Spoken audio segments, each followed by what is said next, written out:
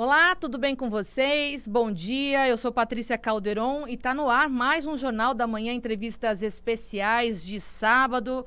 Eu queria agradecer a audiência e a parceria de vocês aqui na Jovem Pan News Fortaleza. Hoje eu recebo o Dr. José Antônio Diniz, ele que é CEO da Connect Gene. A gente vai falar sobre testes genéticos que a cada dia mais tem se valorizado aí na questão de encontrar saídas para tratamentos mais assertivos em várias áreas, e é isso que o doutor José Antônio vai explicar para a gente. Bom dia, doutor. Bom dia, Patrícia. Bom dia, ouvintes da JP News Fortaleza. Eu chamei o senhor de doutor porque, só para poder passar um briefing aqui, o doutor José Antônio é doutor em saúde pública, né, pela Fiocruz, diretor-presidente da Fios-Saúde e cofundador da Connect Gene, que são esses testes genéticos. Então, eu queria que o senhor desse uma explanação, uma abertura para poder explicar para o nosso ouvinte, para quem está acompanhando a gente pelo YouTube, pelo podcast, o porquê que chegou até essa questão dos testes genéticos, doutor. Ok, Patrícia, é um prazer poder falar com seus ouvintes, com você nessa manhã de sábado. Na verdade, tudo isso começou com o projeto Genoma Humano, que foi um projeto que envolveu cientistas do mundo todo, centenas de cientistas do mundo todo. Começou em 1990 e terminou em 2003. E em vez de uma viagem ao espaço, foi uma grande viagem ao homem para dentro de si mesmo. Foi a primeira vez que nós conseguimos, então, identificar todos os genes do Homo sapiens, todos os genes humanos, né? E a partir daí, de 2003, você vê que não é tanto tempo assim, não tem 20 anos, começaram a se desenvolver estudos relacionando os nossos genes com várias questões, com a predisposição a desenvolvermos doença, com a predisposição genética, a forma como nós metabolizamos carboidratos, principalmente como nós metabolizamos medicamentos, ou seja, todos os dias estão sendo estudados, principalmente na oncologia e também no estudo dos cânceres e na reação que as pessoas têm aos tratamentos e mesmo no auxílio ao diagnóstico.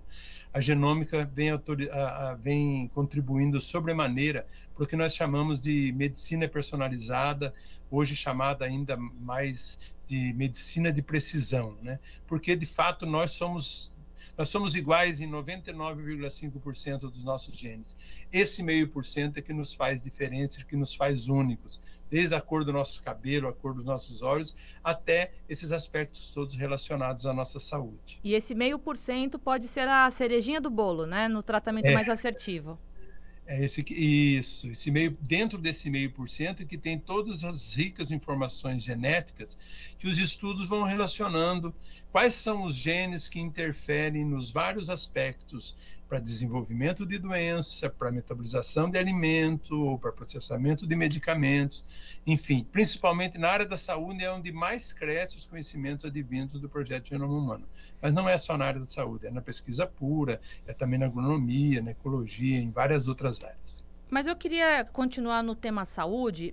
O meu pai teve um tumor cerebral, um câncer de cérebro incurável chamado glioblastoma.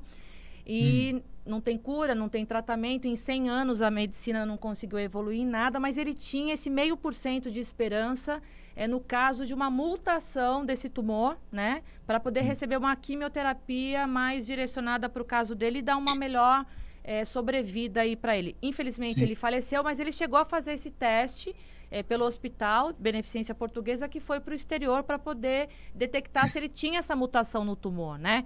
Como vocês têm trabalhado nessa área da oncologia, doutor? Então, a minha empresa, ela não se ocupa de testes diagnósticos, mas é na oncologia, onde mais cresce justamente não só os testes que identificam a predisposição para a gente desenvolver câncer, como também a evolução dos tumores, como foi o caso do teste que o seu pai fez, para que se escolha, inclusive, na oncologia, onde os tratamentos farmacológicos são mais deletérios, né?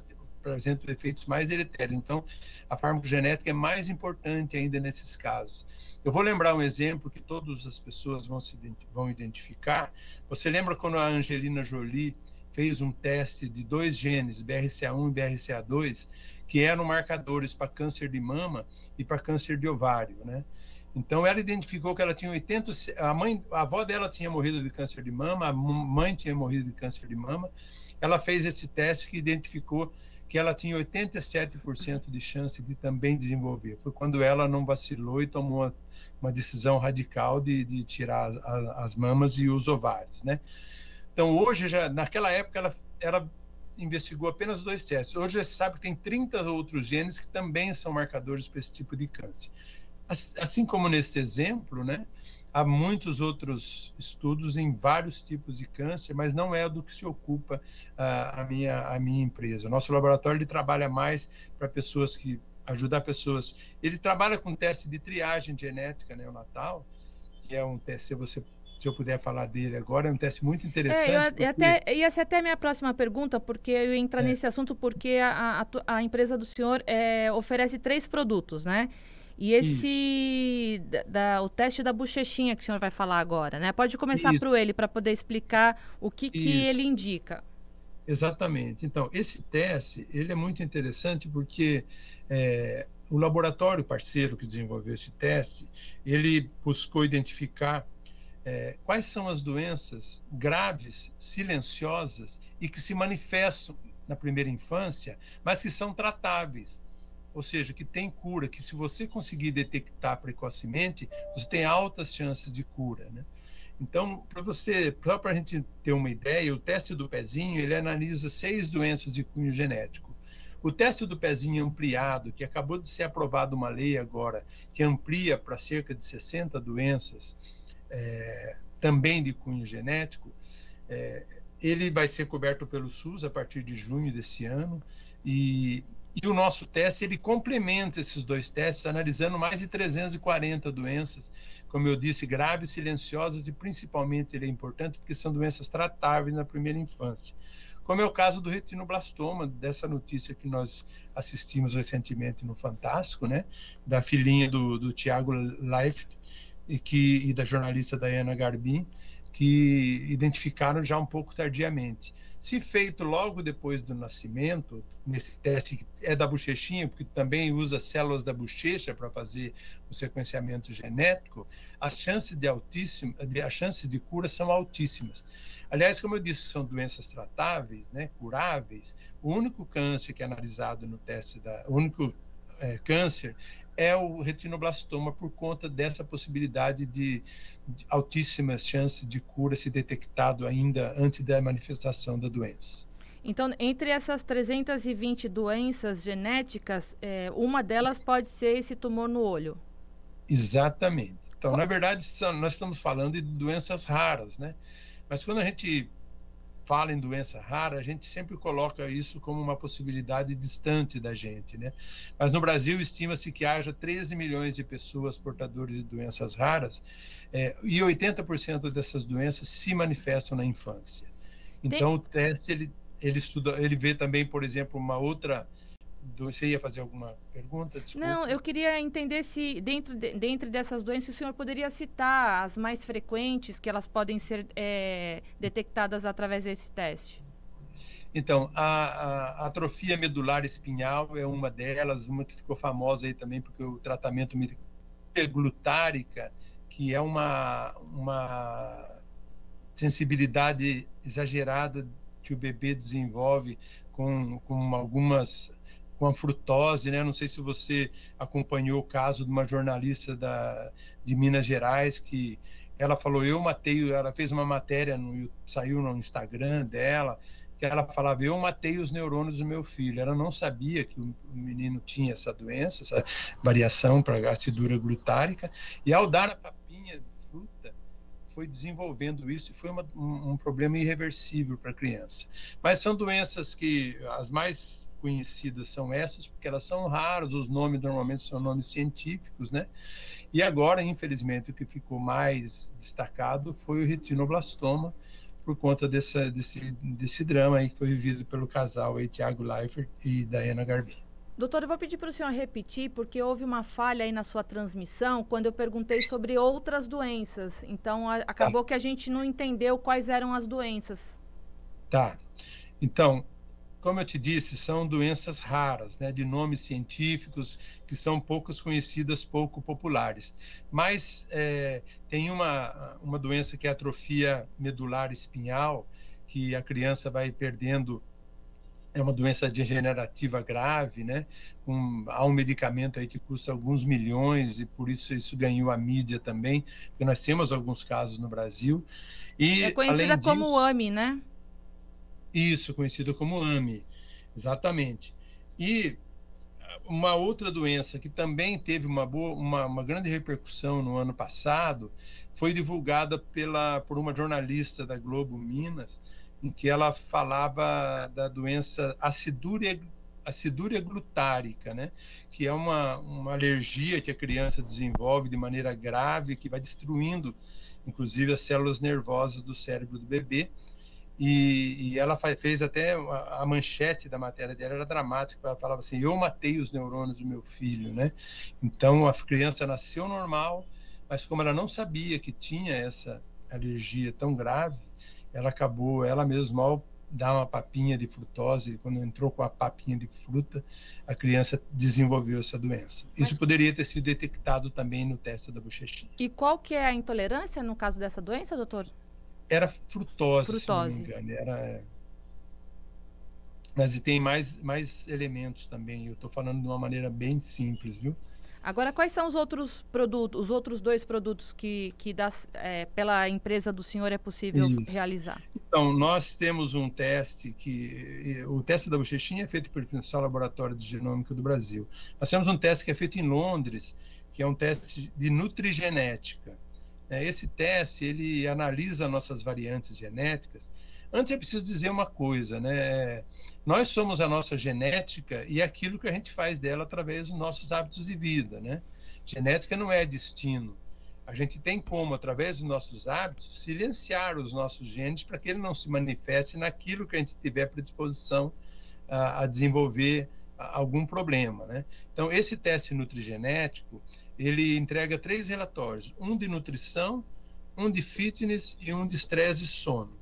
O relatório de nutrição, ele é o mais rico, além dele olhar a nossa predisposição, a nossa sensibilidade ao sal, ao álcool e à cafeína, ele também olha algumas tendências a termos maior necessidade de macronutrientes, como é o caso de ômega 3, como é o caso de vitamina B e D. Por que é importante saber se nós temos sensibilidade aumentada ao sal? O que isso quer dizer? Isso quer dizer que a ingestão de sal, nós somos mais sensíveis a termos alteração na hipertensão arterial. Da mesma forma, se eu tenho uma alta sensibilidade à cafeína, eu vou ter alguma interferência na qualidade do meu sono se eu consumir muita cafeína, principalmente depois das 4, 5 horas da tarde. O teste, ele traz esses insights muito interessantes, então, inclusive algumas intolerâncias, a predisposição à intolerância ao glúten e a predisposição à intolerância da doença celíaca, né? A doença celíaca é o glúten, a lactose, desculpa. A intolerância ao glúten ao glúten é a celíaca. É a celíaca, é a doença celíaca. Doutor... E a lactose. Então, são insights importantes que ajudam o nutricionista, ajudam na pessoa que... Ela analisa também a forma como nós metabolizamos carboidratos. Então, se a gente tende a transformar carboidrato em açúcar mais rapidamente.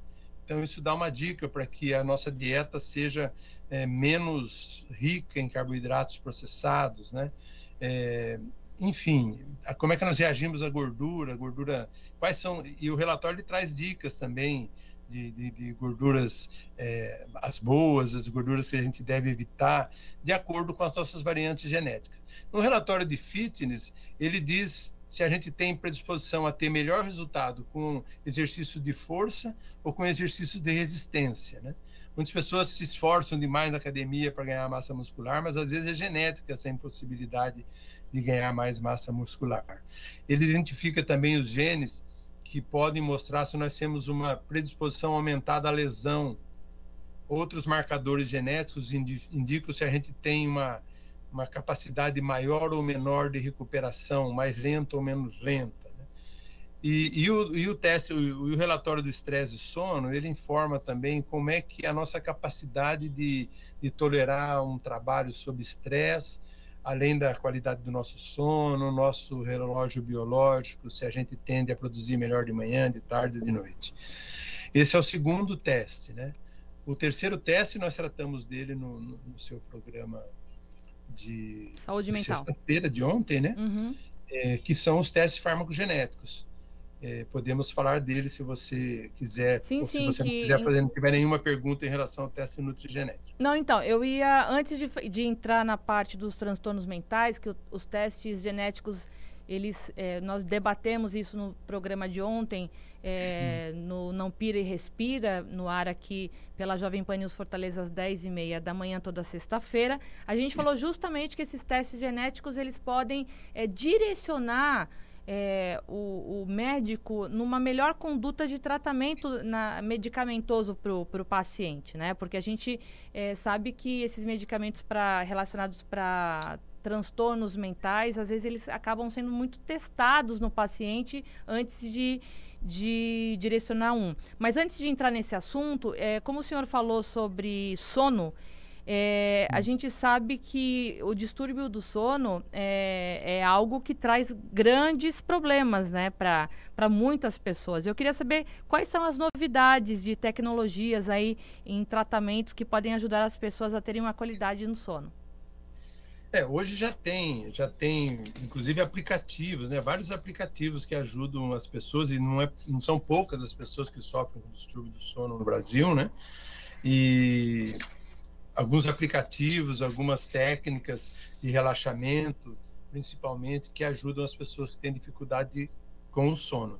O teste genético, ele identifica, ele traz também insights a respeito principalmente de como a cafeína interfere na qualidade desse sono, mas também se a gente tem predisposição a ter uma maior ou menor dificuldade de desligar, de relaxar, de entrar num estado de descanso que é tão necessário para todo mundo, né? Mas principalmente na genética não são tão ricas assim as informações que podem ajudar ainda, né? Porque os estudos estão sendo desenvolvidos, ajudar pessoas que sofrem de distúrbio do sono, né?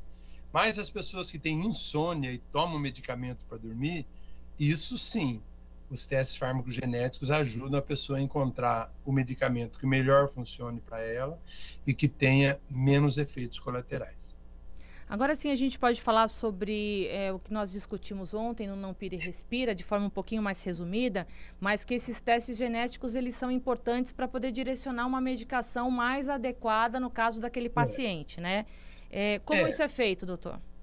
Então, Patrícia, antes eu queria falar uma coisa, né, importante, fazer uma ressalva. Vários aspectos interferem na forma como nós metabolizamos medicamentos, né?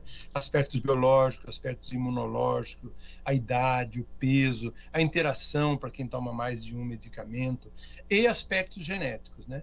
Mas a farmacogenética, ela usa justamente os conceitos da farmacologia, os dois principais vetores, que é a farmacodinâmica e a farmacocinética, que é a forma como nós absorvemos e como expelimos medicamentos, para nos classificar como metabolizadores normais ou intermediários, que é quando nós nos beneficiamos da dose da bula, e em classificadores ultra rápidos ou classificadores lentos, né? É isso que a farmacogenética faz. Ela tem alguns genes que indicam para o médico, o relatório é bastante amigável, mostrando para ele quais são os medicamentos que não vão funcionar para nós, quais são aqueles que o médico deve usar com cautela, e aquele que a dose da bula, se não houver outro tipo de restrição, deverá funcionar para a gente. Então, a gente falou muito ontem sobre os psicoterápicos, né? Mas não são só os psicoterápicos. Várias classes terapêuticas possuem medicamentos, os medicamentos mais importantes que são consumidos, por exemplo, os anestésicos, quimioterápicos, remédios para HIV, para tratamento da AIDS, remédios antidepressivos, antihipertensivos. Antidepressivos nós já falamos bastante ontem, os antipsicóticos, enfim. São informações preciosas para que o médico deixe de usar conosco, como você bem mencionou, a metodologia do ensaio e erro na hora em que vai determinar a dose exata ou o melhor medicamento que funcione para nós. Então, a farmacogenética, como você também entendeu muito bem, ela melhora a assertividade das prescrições médicas, fazendo com que a gente chegue mais rapidamente ao medicamento que melhor funcione para nós. Até porque as medicações, né, direcionadas a transtornos mentais, muitas vezes o paciente ele serve de cobaia nos testes, né, para saber em qual ele vai se adaptar ou não. E muitos pacientes acabam desistindo do tratamento porque não aguentam mais testar medicamento, né? Então, é interessante realmente esse teste genético para poder direcionar melhor a medicação para depressão e ansiedade. Dentro da saúde mental, existem outros testes que podem ser direcionados a outras doenças dentro dos transtornos mentais? Sim, na verdade o painel ele é bem amplo. Como eu te disse, talvez porque justamente esse sofrimento que você mencionou seja muito grande, mutila as pessoas, tiram elas do convívio social muitas vezes, né? Então há medicamentos para síndrome do pânico que são testados, há medicamento para TDAH, há medicamento para esquizofrenia, ou seja, na psiquiatria é onde há mais medicamentos testados, é onde os psiquiatras, já no Brasil também, são os que mais têm utilizado os testes farmacogenéticos atualmente. As duas especialidades mais importantes é a psiquiatria e a cardiologia, por conta do grande número de medicamentos que já estão testados. Um dos testes que nós oferecemos, que ele é específico para dor e saúde mental, analisa 140 medicamentos ligados à psiquiatria. Então, você vê que abrange vários problemas de saúde mental. Transtorno bipolar, síndrome do pânico, que eu já mencionei, e ansiedade, e esquizofrenia, né? Sem falar da depressão, e muitos pacientes têm depressão resistente a tratamento, né? E demoram muito para encontrar um medicamento mais adequado. Doutor, eu queria falar um pouquinho sobre a medicina de precisão, direcionado aí aos idosos, né? Que estudos relacionam ferro e colesterol à perda de memória e associam aí exercícios físicos à proteção da saúde cognitiva do cérebro, já que a gente está falando sobre saúde mental. Mas eu queria jogar agora para os idosos. Esses testes, eles servem para quê nesse caso? Para poder mostrar o quê para esse idoso?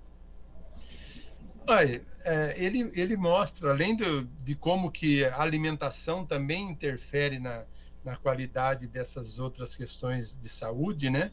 Na qualidade não apenas do sistema cognitivo, né? Mas como o exercício físico pode contribuir para que ele tenha um melhor resultado, O exercício físico ele deveria ser prescrito por todos os médicos, independentemente do que diz a nossa genética, né? Porque isso já está mais do que comprovado que isso é importante, né? Então, o teste genético, na verdade, ele é coadjuvante naquilo que eu falei, de indicar qual é o exercício em que a pessoa pode se dar melhor, e se ela tem uma predisposição aumentada à lesão, por exemplo, ela tem que tomar um cuidado maior nos alongamentos, no fortalecimento de determinadas regiões musculares. Eu mesmo, quando eu corria, eu tinha muita lesão de panturrilha, né? E eu não sabia dessa informação, e meu teste apontou que eu tenho predisposição aumentada à lesão. Não chegou especificamente à panturrilha, mas já há testes que descem para regiões musculares, né?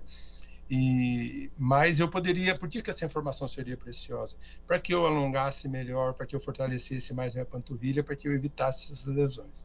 Então, o teste, ele não é redentor para trazer uma bola de cristal para as pessoas, mas ele traz muitas informações que são únicas, que são nossas, que são próprias da nossa pessoa, porque nós somos diferentes de acordo com os nossos genes. Únicas e de forma preventiva, né? Porque quanto Sim. mais cedo você detectar algo que você possa resolver dentro do seu organismo, na sua saúde, e se esse teste genético, ele dá essa possibilidade, essa oportunidade, é incrível, né? Doutor, eu queria agradecer a participação do senhor aqui no nosso programa, no Jornal da Manhã, Entrevistas Especiais. Eu vou para um rápido intervalo e no próximo bloco tem mais uma entrevista especial deste sábado. Até uma próxima. Muito obrigada, viu, doutor? Eu te agradeço a você, os seus ouvintes, e tenha um ótimo dia. Eu vou para o intervalo rapidinho e volto já já.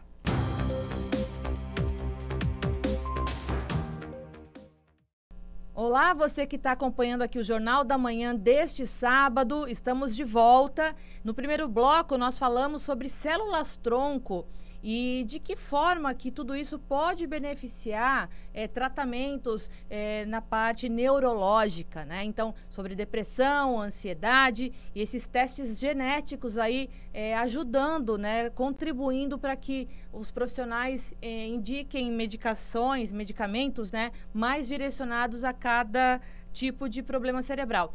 E falando ainda sobre cérebro, eu trouxe a jornalista, ela que é especialista em neurociências pela USP, Juliana Rodrigues. Ela também é idealizadora do projeto super legal chamado Neurociência Acessível, e foi através desse projeto dela que eu conheci o trabalho da Juliana. Juliana, bom dia, obrigada pela sua participação aqui. Bom dia, Patrícia. Primeiramente, eu gostaria de agradecer pelo convite, um prazer. Juliana, eu vi o seu Instagram, achei muito interessante, porque você tenta trocar uma ideia aí sobre algo que é muito complicado falar, que é o nosso cérebro, né? Mas você tenta esmiuçar de forma mais acessível, né? Fácil para o leigo, como eu, e qualquer um podendo entender sobre isso. O porquê que você teve essa iniciativa de abrir esse projeto e trabalhar isso nas redes sociais? A minha iniciativa foi porque eu trabalhava escrevendo artigos na área da saúde. E o que eu sentia falta? De conteúdos que fossem simples e acessíveis. Então, na verdade, eu tive que ir para uma plataforma científica para poder ter conteúdo bacana. Então, eu senti dificuldade indo para essa plataforma científica, porque era um assunto que eu não entendia nada. Então, eu tinha que me virar para descobrir o que significava aqueles termos na área da saúde, seja no cérebro ou qualquer outra área aí. Então, eu tive um insight. Eu falei, caramba, o cérebro, né? A gente tem aí a inteligência artificial, nós temos a tecnologia. Esse assunto, ele vai ser um assunto do futuro. As pessoas vão precisar entender como o cérebro funciona para elas entenderem uma série de funcionamentos do seu dia a dia, inclusive o seu contato aí com a tecnologia. Eu tive essa ideia e eu relacionei também a importância de entender sobre o cérebro na área educacional, na tecnologia, e entra uma série de assuntos aí que envolve o cérebro, que envolve esse conhecimento. Aí eu tive essa ideia e criei a página, me especializei, né, estudei sobre neurociência e criei a página Neurociência Acessível, esse projeto. E quem estiver acompanhando a gente aí pelo YouTube vai ter o nome do seu Instagram, né, que é Neurociência, aí depois mais um A, né, Acessível. Então, Neurociência Acessível. É muito legal, eu indico para você ir lá pesquisar. E deixar claro aqui que o nosso cérebro, né, Juliana, ele comanda a nossa fala, comanda a nossa visão, comanda os nossos passos, comanda os nossos movimentos, comanda as nossas emoções, comanda muita coisa, né? Então, um cérebro que não estiver legal, que estiver doente, ele pode ser prejudicial em vários aspectos aí do corpo. Aí eu queria fazer um bate-bola com você, porque eu vi uma postagem super interessante no teu Instagram sobre mito e verdade, né? Então eu vou lançar a perguntinha, você vai responder para quem está em casa saber junto com a gente. Usamos apenas 10% da capacidade do cérebro. É verdade ou é mentira? Um mito dos grandes, né? Como você mesmo, isso é mito. Como você mesmo disse, o cérebro ele comanda todo o nosso corpo. Né, boa parte aí do sistema, do cérebro junto com o sistema nervoso, né?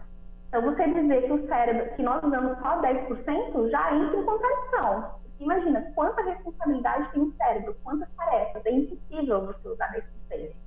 Então, a gente usa 100% da nossa capacidade do cérebro. Lembrando que quando existe uma lesão, ou seja, uma possibilidade de não usar alguma estrutura, o próprio cérebro, ele tem um sistema neuroplástico, ou seja, ele consegue modificar aí os circuitos para te favorecer naquele sistema que você foi prejudicado. A gente usa 100% para a nossa capacidade aí do cérebro.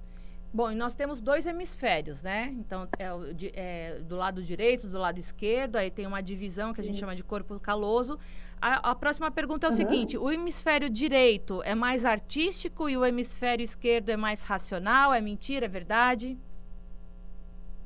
Outra mentira, tá? Patrícia, isso que você falou é muito comum, pelo menos eu vejo, eu acredito que vocês também, o público deve já ter visto essa imagem.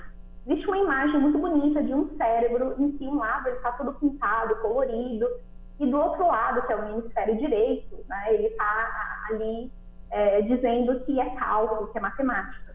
Isso é mito, o cérebro ele não trabalha com essa divisão, lado artístico e lado lógico, tá? Por quê? Ele trabalha em circuito, ou seja, várias áreas aí se comunicam para chegar para a gente chegar a um desenvolvimento artístico ou para realizarmos um cálculo. Então, o cérebro ele trabalha de forma integrada. O hemisfério direito e o hemisfério esquerdo, eles trocam informação, planificação, circuitaria. Eles não trabalham isolados. Por isso que isso é mito. Tá, a gente falou sobre algumas mentiras, mas eu imagino que o que eu vou perguntar agora seja verdade. Algumas partes do cérebro são responsáveis, por exemplo, tem uma parte do cérebro que é responsável pela fala. Tem a outra parte do cérebro que é responsável pelas nossas emoções. Tem uma outra parte do cérebro que passa o comando para a gente andar, né? Falar, sorrir, enfim. Como que funciona esse mecanismo quando uma dessas partes ela não está legal? Isso é verdade, tá? Existem, como isso foi descoberto, quando um paciente, uma pessoa tinha lesão em uma determinada área, aí a gente tem lá uma área responsável pela linguagem, tá? O que aconteceu? O paciente ele teve dificuldade de fala, ou ele teve dificuldade de interpretar mensagens que eram ditas. Então, isso é verdade. Cada estrutura mínima, né? Cada região no cérebro é responsável pelo movimento. A gente tem uma estrutura que é responsável pelo movimento, a gente tem sistemas aí, o sistema límbico que é responsável pelas emoções, junto com a amígdala. Então, a gente tem essa divisão. Só que é importante a gente frisar, embora tenhamos essa divisão, tá? Essas estruturas, elas não trabalham isoladas, tá? Elas se comunicam uma com a outra para que a gente fale da maneira que a gente fala, que é complexo, que é interpretando, que é escolhendo palavras, que é interpretando emoções. Então, olha só o tanto de habilidade que a gente precisa ter para simplesmente falar, o tanto de circuitos, o tanto de pequenas coisas aí que a gente usa para se expressar. A gente usa a emoção para se expressar, a gente usa a lógica, a gente usa a noção espacial. Então, assim, quando tem uma lesão, porque o cérebro trabalha em circuitaria, quando existe uma lesão, o que ele faz? Ele tenta se conectar com outra estrutura próxima ou semelhante àquela que você foi lesionada para favorecer, para te ajudar. Isso acontece, vamos dar um exemplo. Por exemplo, eu tive um AVC, o paciente teve um AVC e ele está com dificuldade de pronúncia, né? Ele está com uma dificuldade aí de falar determinadas palavras. Na fisioterapia, no fono, ele fazendo os exercícios, no cérebro é formada uma neuroplasticidade, é o que a gente chama aí de neurogênese. Novos neurônios se conectam para que a pessoa consiga, com o estímulo, ela consiga aí desenvolver e praticamente, dependendo da área, se não for uma área crítica, normalizar a sua fala, normalizar a sua comunicação. Deixa eu te fazer outra pergunta. A gente sabe que muitos estudos apontam que pessoas vítimas de Alzheimer, né, que começaram a praticar aí exercícios para poder desenvolver uma boa memória, têm tido bons resultados. Eu queria que você desse umas dicas para a gente de como ter boa memória, por favor. Existem várias dicas para ter uma boa memória e eu gosto de falar um estudo, uma pesquisa que foi muito interessante, que é uma pesquisa que foi feita com freiras, tá? É famosa na neurociência. Eles fizeram a seguinte pergunta, né, entre essas freiras. Por que as freiras, elas tinham uma longa vida, tá? Geralmente têm uma longa vida e sem demência. Então, vivem 100 anos, foram investigar qual que é a rotina dessas freiras, né, para que elas tivessem essa qualidade de vida, sem demência, sem Alzheimer. E uma vida cognitiva muito intensa. Eles foram investigados, descobriram que elas tinham uma rotina de alimentação, uma rotina de atividade física, de leitura, tá? E uma coisa interessante, de escrita também. Então, essas freiras, elas tinham esses hábitos, e a partir desses hábitos que foram reunidos, a gente teve respostas aí interessantes para a prevenção do Alzheimer ou de vários tipos de demência, tá? A primeira delas claro, é a atividade física, principalmente a caminhada, não é nem a corrida, não são atividades intensas. Existem uma gama de estudos que falam que caminhar pelos 30 minutos ao dia, né, exercícios de baixo impacto que envolvem a caminhada, eles atuam formando novos neurônios, a neurogênese. Então, isso a gente pode começar, não precisa envelhecer para poder ter essa prática. A gente pode já exercer na tenridade essa prática. Então, para idosos também isso é muito importante. Ontem mesmo eu li um artigo falando da importância da suplementação.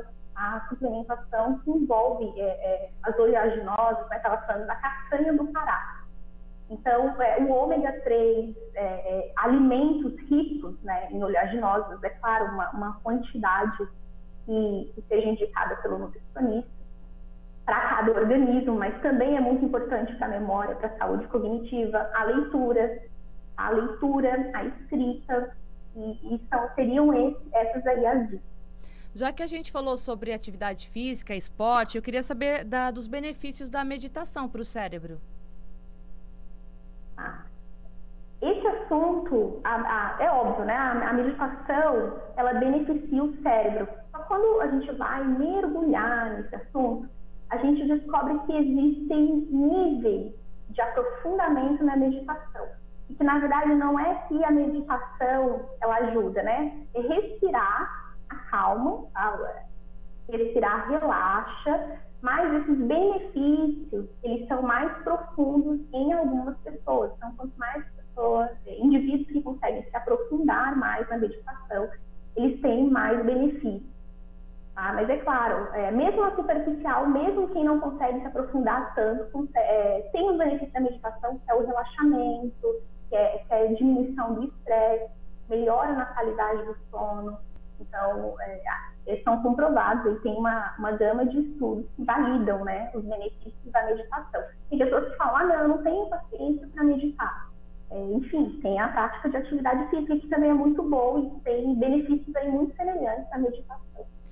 No primeiro bloco, eu entrevistei um especialista em genética que oferece esses testes genéticos, principalmente para tratamento de doenças mentais, como depressão, ansiedade, e que proporciona para o especialista direcionamento mais assertivo na questão de medicação, né? Porque a gente sabe, eu sofro de ansiedade, então a gente precisa testar várias medicações para saber qual que você vai se adequar.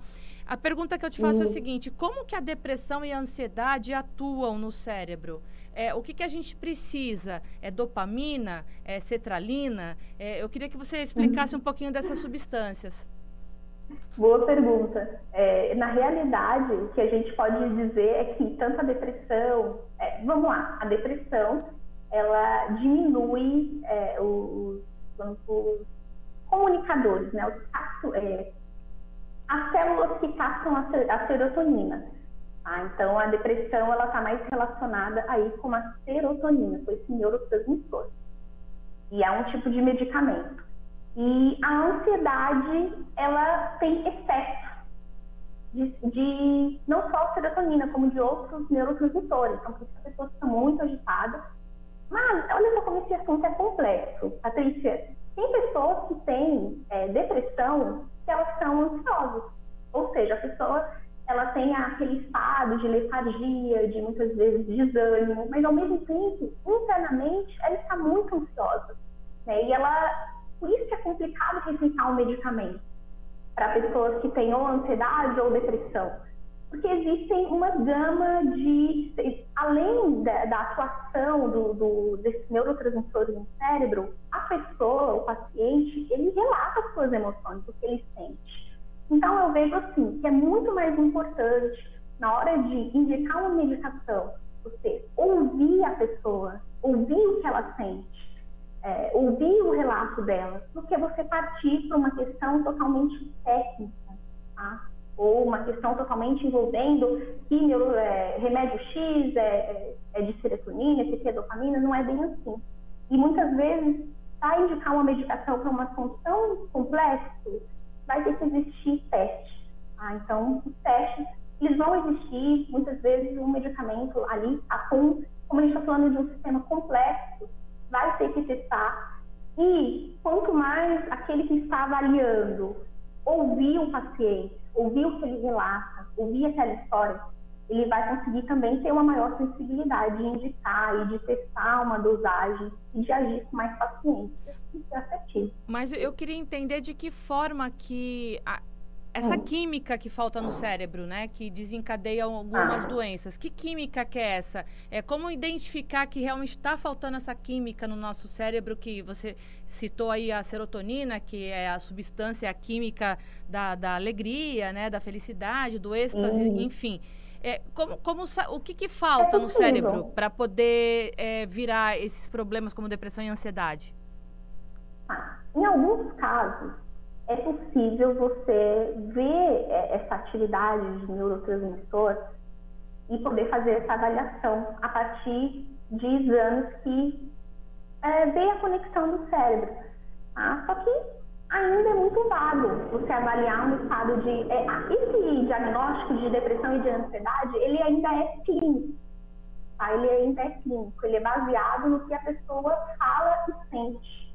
Ele ainda não é... Por ser um sistema, a dopamina, a serotonina, ela se comunica, enfim, são bilhões de neurônios. Então, você imagina, você está visualizando ali no cérebro bilhões de neurônios. Então, imagina o quanto é complexo você olhar e dizer, olha, aqui é uma depressão, olha, aqui é uma ansiedade. Impossível. Não, mas não foi isso que eu... Não, mas a pergunta é outra, Ju. Desculpa te interromper. Eu queria entender o que falta no nosso cérebro para um psiquiatra falar assim, olha, você tem um quadro depressivo. O que mecanicamente ocorre no cérebro? Falta o quê? Que substância? Quais são essas químicas que a gente precisa ter para estar legal? Tá. No caso da depressão, maior quantidade de serotonina. Tá? Então, a medicação ela vai ser um recapsulador de serotonina da depressão. Tá? Da ansiedade, depende, é uma ansiedade que acompanha também uma depressão. Então, da ansiedade vai ter aí um inibidor de dopamina. Então, quando a gente fala de medicamentos, a gente tem uns que capturam, né, aqueles que se conectam, porque a pessoa está com uma queda de serotonina, no caso da depressão. Então, os medicamentos eles vão estimular, né, a serotonina e também as células que captam essa substância. Em relação à ansiedade, é inibidor de serotonina. Tá? Vai inibir, porque quando a pessoa está ansiosa, ela está excitada, certo? Então, vai ter que inibir. Mas em alguns casos, não é? Tem também inibidores que atuam juntos, que inibem a serotonina e também atua estimulando a dopamina. Então, cada medicamento ele tem uma ação específica de acordo com o que a pessoa relata mesmo. E aí o médico vai testar. Por isso que é tão difícil direcionar uma medicação, né? Por isso que eu falei desses testes genéticos que têm ajudado aí, através do DNA, a entender de que forma que o organismo daquele paciente vai reagir a cada medicação. Juliana, uma dúvida de muitos ouvintes aqui, o que acontece com o nosso cérebro quando nós estamos dormindo? Os sonhos, por que os sonhos acontecem? Que é tudo muito interessante essa questão das memórias, né? Por que a gente sonha, por exemplo? A gente sonha. Quando a gente dorme, né, tem até um mito que falam em relação a esse assunto. Falam que o cérebro ele desliga, né, quando a gente dorme. Só que é o contrário disso. Dormimos e o cérebro ele continua consolidando as memórias. Então, ele continua fazendo o que a gente chama, assim, popularmente, né, de higienização. O sonho, por isso que dormir é importante, porque dormir atua com esse papel de organização das memórias. O que não foi útil vai ser jogado fora. E o que você estimulou durante o seu dia, que foi bacana, principalmente relacionado a situações, um ponto importante, emocional, tá? O cérebro, ele memoriza situações que foram tanto positivas, quanto também negativos, memoriza com mais facilidade. Então, ele vai fazer essa separação no momento do sono. E a gente sonha de acordo com a neurociência, né, de uma maneira mais neurológica, porque todas essas cenas estão sendo ali divididas, articuladas. Então, tem esse momento, né, de organização de episódio. Então, você vai sonhar com alguma coisa que você viu no seu dia a dia, de repente você vai resgatar uma casa que você morou lá na sua infância. Então, o cérebro ele vai trabalhando, mexendo muito com a memória no momento que a gente está dormindo. E a questão dos pesadelos, Juliana? Pesadelos. Teve uma pergunta, principalmente, olha só que interessante, principalmente no começo da Covid, muitas pessoas estavam me falando que tinham pesadelos. Então, os pesadelos, eles podem acontecer, principalmente se em notícias que você vê no dia a dia que te alarmam, né? Por exemplo, uma pandemia, meu Deus, uma pandemia, o que vai ser, né? O que vai ser da população? Será que minha família vai ficar bem nesse cenário? Então, as preocupações e principalmente a ansiedade, ela pode gerar turbulências no sono. A pessoa tanto pode ter dificuldade para dormir, como também, ao dormir, ser incomodada por esses pensamentos, ser incomodada por essas preocupações, por essas cenas desastrosas. Então, os pesadelos, eles vêm muito da forma como a gente se sente no dia a dia e do que a gente sente também ao tentar dormir. O pesadelo, ele vem muito das nossas sensações mesmo. E a gente sabe que durante a pandemia, quem tinha algum tipo de transtorno mental deu aquela piorada, né? Quem não tinha adquiriu alguma coisa. Então, realmente, a pandemia mexeu com a saúde mental de todo mundo, ninguém escapou e continua, né? Porque a gente não sabe até quando isso vai levar, quando que vai acabar, enfim. Eu queria, para finalizar o programa, Juliana, eu queria trazer um pouquinho a realidade das crianças, né? A gente sabe que muitas crianças não gostam de estudar, os pais acham que são preguiçosos, não quer saber de estudo, mas quando, na verdade, pode ter uma patologia aí como déficit de atenção, né? Como identificar isso nos pequenos? Hoje, graças à informação, a gente está falando mais sobre esses assuntos de déficit de atenção, um professor, ele consegue identificar e apontar para o pai, né? E, de repente, eu conheço casos em que eu conheço uma moça que na adolescência, agora, já no segundo ano do colegial, ela, enfim, olha o trajeto dela, né, escolar, só foi identificado já praticamente adulta. Né? Então, a professora identificou que ela tinha essa dificuldade maior em concretizar as provas. Não quer dizer que esse assunto ele é tão complexo que as pessoas chegam a confundir. Déficit de atenção não quer dizer que a pessoa tenha uma dificuldade cognitiva.